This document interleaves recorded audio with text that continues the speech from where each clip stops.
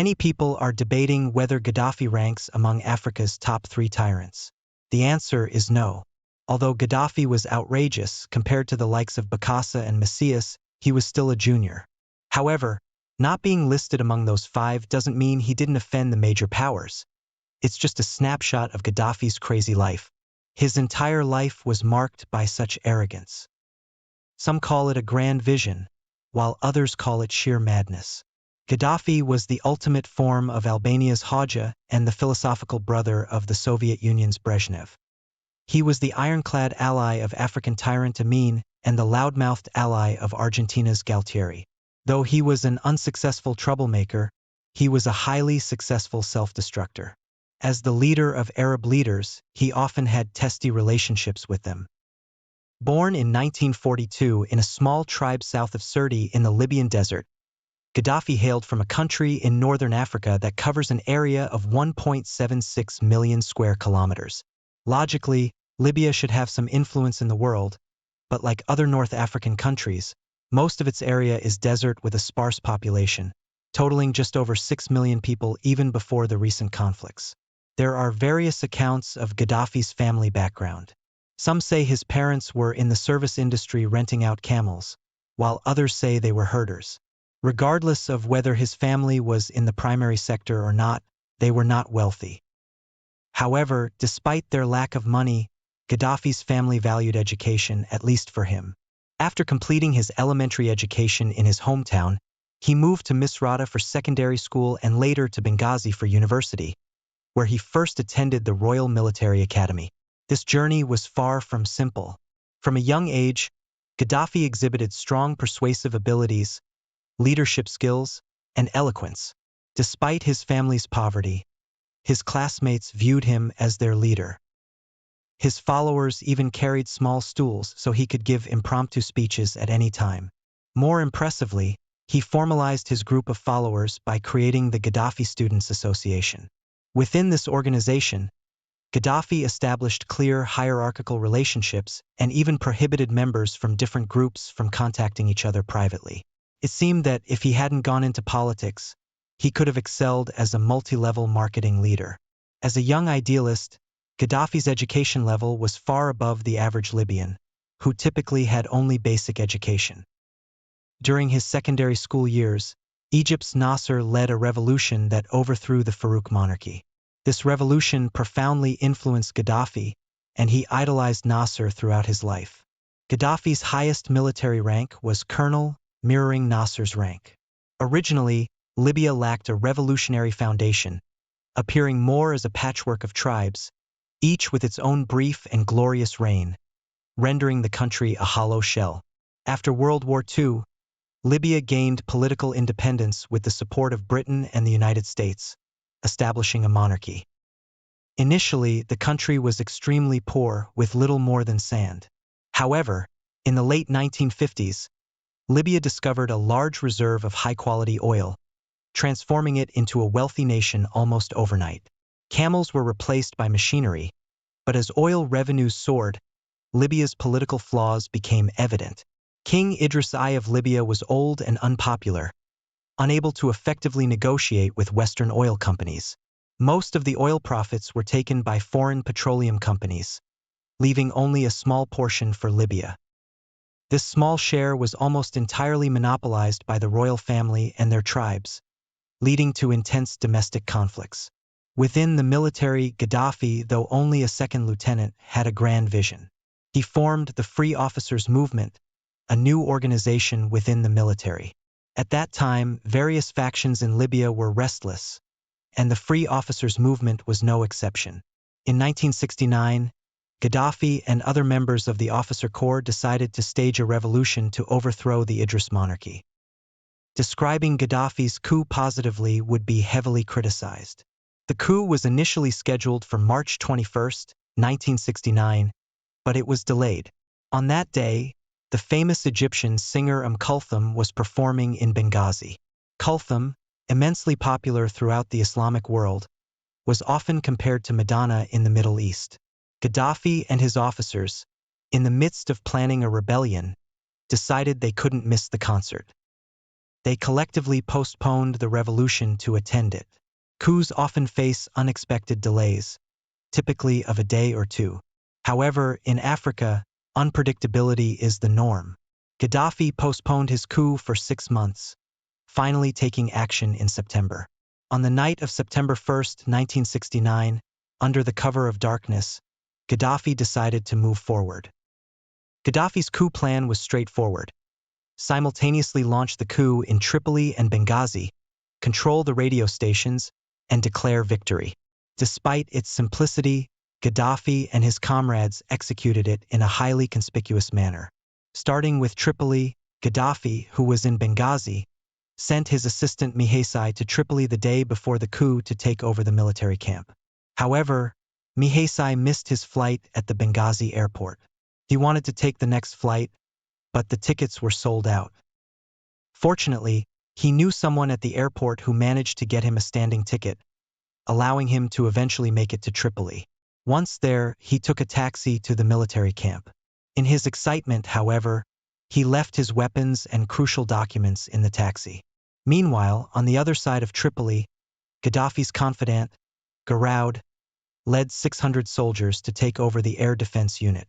Just before setting off, they realized they had only 1,050 bullets in total, averaging less than 2 bullets per person, which was woefully insufficient compared to the enemy's numbers.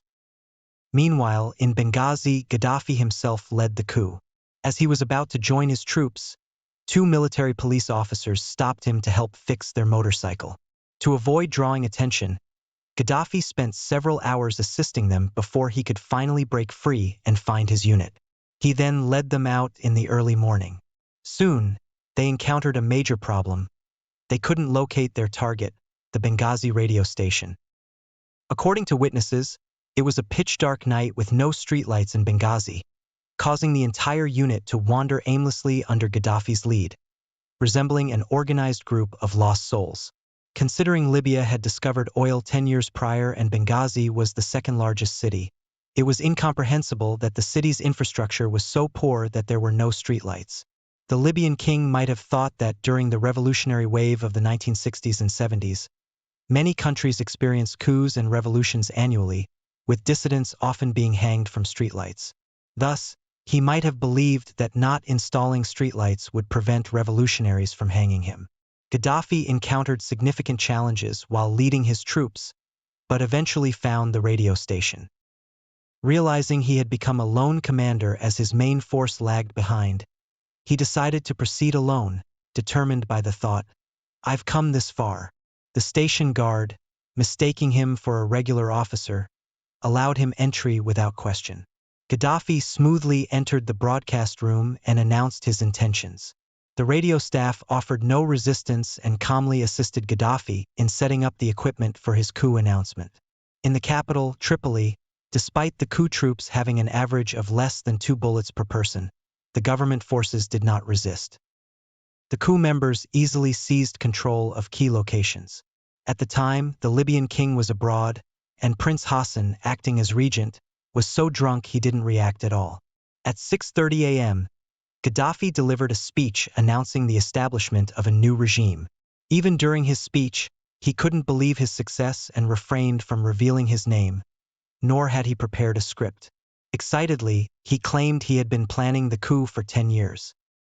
If this were a lie, it would mean Gaddafi was deceitful from the beginning. The so-called Gaddafi revolution, which he often boasted about, was essentially a regime he acquired effortlessly. Before Gaddafi came to power, the Americans had already taken notice of him. At the time, the Idris monarchy in Libya leaned more towards the British, which didn't sit well with the Americans. Therefore, even before Gaddafi's coup, the United States had informed him of at least one planned counter-coup, hoping to gain his favor. However, the Americans didn't anticipate Gaddafi's many peculiar traits, one of which was his lifelong status as a son-in-law on display. How did Gaddafi, a low-ranking officer, rise in the military?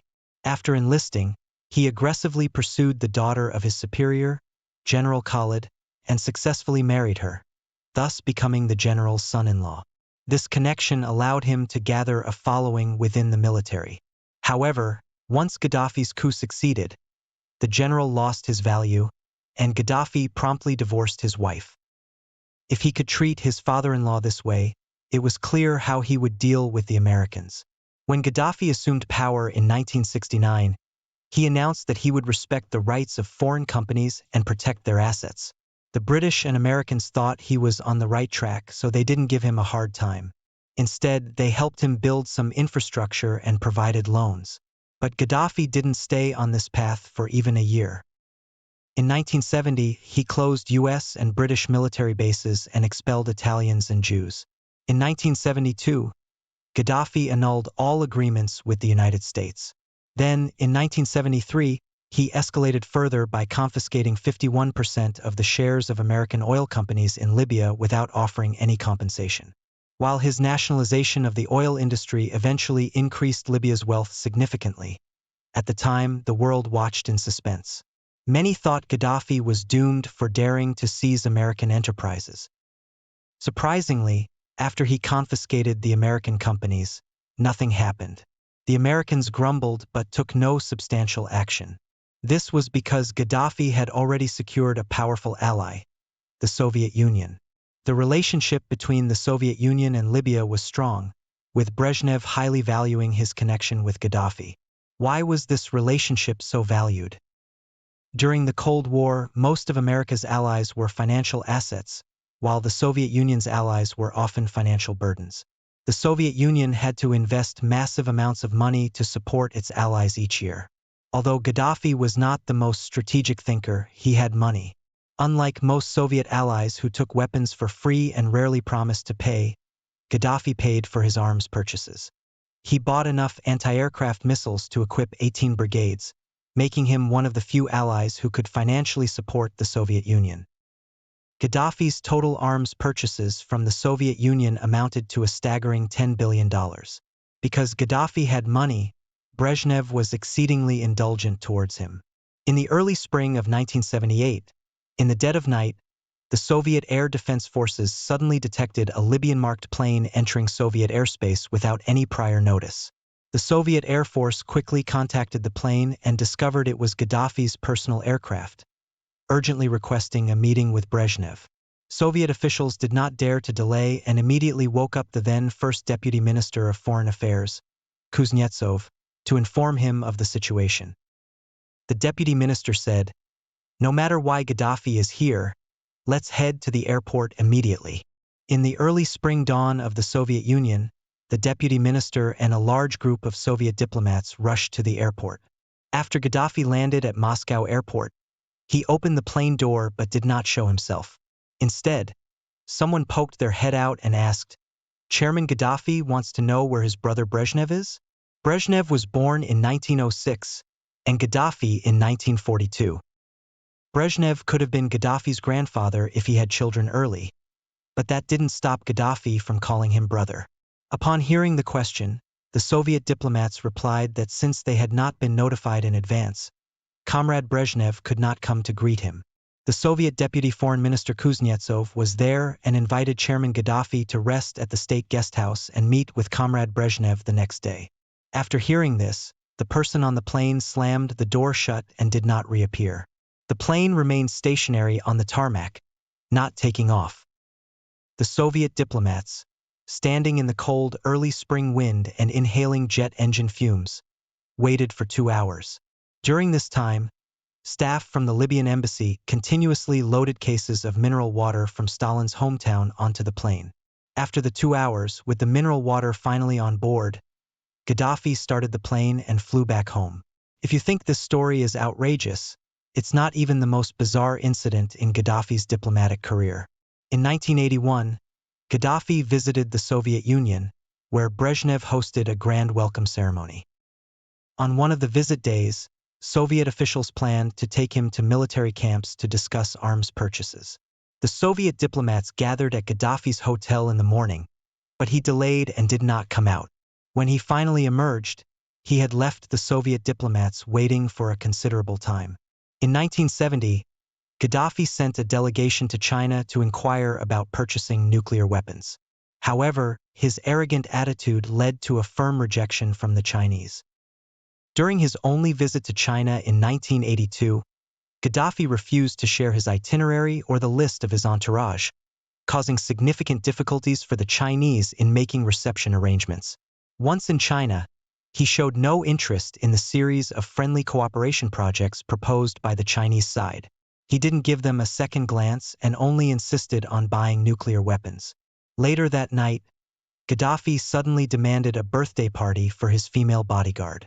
The chefs at the Diaoyutai State Guesthouse had to prepare food overnight, working until they collapsed from exhaustion. Gaddafi's visit to China yielded no cooperation because he deemed China's national power too weak, believing there was nothing worth discussing except nuclear weapons. International diplomacy has seen many leaders with distinctive, unconventional styles, such as Khrushchev's shoe-banging incident and Tito's cigar-smoking episodes. However, these leaders' actions were purposeful and backed by the strength of their nations. In contrast, Gaddafi exhibited a puzzling confidence that did not align with his actual standing in both domestic and foreign affairs. Some people praise him for transforming a poor, backward country into a high-income nation with free education and healthcare. Such statements are misleading. Libya's previous wealth was solely due to its oil, unrelated to Gaddafi's leadership. In fact, his decades of reckless actions turned a country that could have quietly thrived on its oil wealth into one that ended up devastated. Gaddafi loved the color green because it is the color of Islam. Under his leadership, green in Libya became more than just a color. It symbolized fashion, spirit, and hope. It represented the April of humanity and the celestial Venus. While other governments published white papers, Libya issued green papers. Under Gaddafi's design, Libya's national flag became increasingly simple until it was just a solid green flag, known as the world's simplest flag. Gaddafi claimed to live a simple life, preferring tents over houses. He stayed in tents wherever he traveled, including Rome, Paris, Madrid, Moscow, and New York City.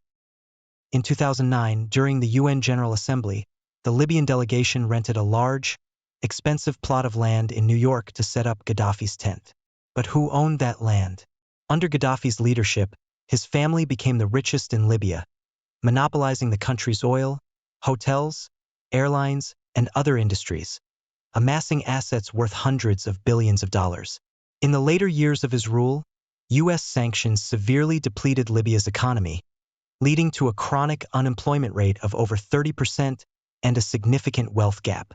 The Libyan people were not foolish. If life was genuinely good, who would want to rebel? If his antics were limited to domestic affairs, it might have been tolerable. However, Gaddafi also spent decades exporting his influence abroad. We previously discussed that Gaddafi had good relationships with Bokassa and African tyrant Amin. He sent troops to participate in the Uganda-Tanzania War, where they were soundly defeated by Tanzania. He also invaded Chad, engaging in back-and-forth skirmishes with Chad's armed pickup truck units. These wars, apart from showcasing the chaotic nature of African conflicts, were utterly meaningless. In one sentence, Gaddafi's military career can be summarized as a life of warfare without a single victory. In his younger days, Gaddafi admired the political changes in Egypt under President Gamal Abdel Nasser and was eager to promote the merger of Egypt and Libya. He repeatedly proposed this merger to Presidents Nasser and Sadat of Egypt, but both rejected his idea. After the Fourth Arab-Israeli War, Egypt, the leader of the Arab nations, realized its limitations and understood it could not defeat Israel. To reclaim the Sinai Peninsula, which was occupied by Israel, Egypt had no choice but to establish diplomatic relations with Israel in 1979. This diplomatic move profoundly shocked the Arab world. Arab nations collectively severed ties with Egypt, causing Egypt to lose its leadership position in the Arab world. However, no one noticed that Gaddafi was thrilled by this development. He believed that Egypt was finished and that the mantle of leadership in the Arab world was now his. Despite his numerous proclamations, he received little support. The reason was simple. He had no real power to back up his words, as if he were playing a game of command and conquer. Realizing he couldn't make a mark in the Arab world, Gaddafi turned his attention to Africa. As a white man, He suddenly became an adopted brother to many African leaders, actively engaging with African nations and proclaiming that all Africans were one family. In 2005, when U.S. Secretary of State Condoleezza Rice visited Libya, Gaddafi expressed his admiration for her, saying, "I love her, I admire her, she is our African girl, and I am proud of her." He gifted Rice a large diamond ring and a photo of himself, inviting her to a private dinner, which was essentially a public courtship.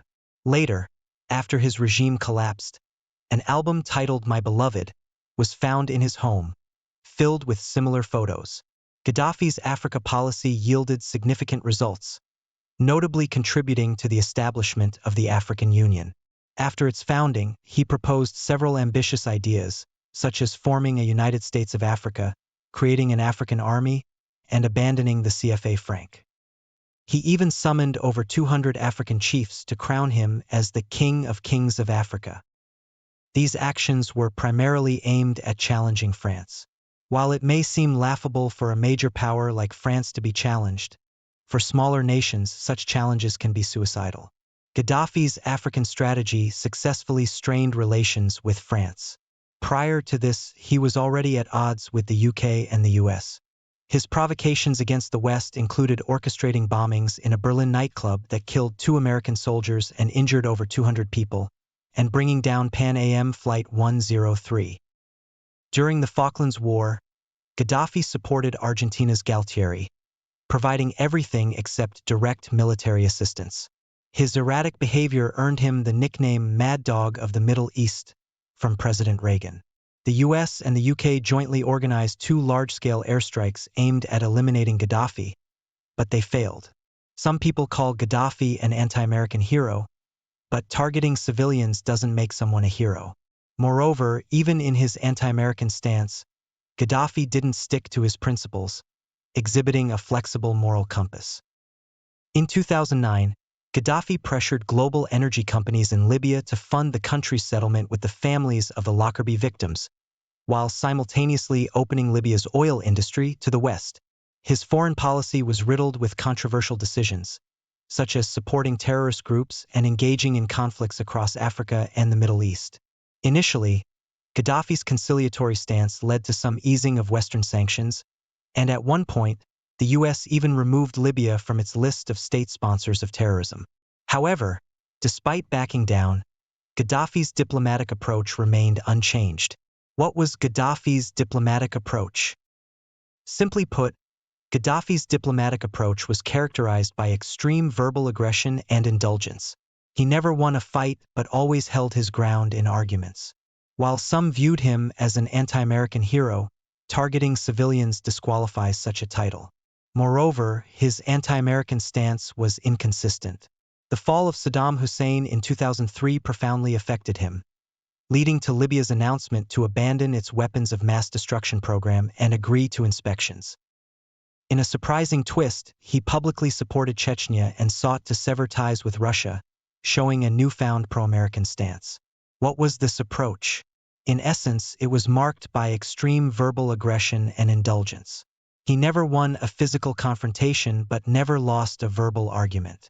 For instance, he once took the French president to the site of a US airstrike and insulted the British Prime Minister by sticking his feet in his face and making a loud fart. Additionally, Gaddafi wore a photo of Italy's persecution of Libyan national heroes on his chest. Diplomatic activities are intended to foster communication, but Gaddafi used them to humiliate other national leaders. In 2009, at Libya's request, the UK released Abdelbasset al-Megrahi, the Lockerbie bombing suspect, on humanitarian grounds due to his terminal cancer. The British government hoped Libya would handle the matter discreetly out of respect for the victims' families. Instead, Gaddafi organized a large welcoming party, personally greeting Megrahi at the airport as a national hero. This caused a huge uproar in the UK, with the British government facing severe criticism. That same year, Gaddafi attended the United Nations General Assembly for the first time. Ignoring the UN's time limits, he spoke for over 90 minutes, causing the interpreters to collapse, yet he continued speaking. In his speech, Gaddafi criticized the UN as a platform for empty rhetoric serving only the permanent members of the Security Council. He suggested renaming it the Terror Council and dramatically tore up the UN Charter, making his first and last performance at the UN a historic moment. While he wasn't entirely wrong about the UN not being a platform for small countries, Gaddafi failed to see the consequences of his actions. In 2011, the Arab Spring reached Libya, rapidly plunging the country into civil war. By March, the United Nations Security Council had unanimously voted for Resolution 1973, establishing a no-fly zone over Libya. This decision paved the way for Gaddafi's downfall. By October 2011, Gaddafi's regime had lost its last stronghold. He and his son were captured and killed by opposition forces. Some people later hailed him as a hero of his time, but I find it hard to see any heroism in his actions. Throughout his life, aside from orchestrating terror attacks, he showed no real virtue. Gaddafi clung to power for 40 years largely due to luck. The incident in Sirte marked a fitting end to his long and tumultuous rule.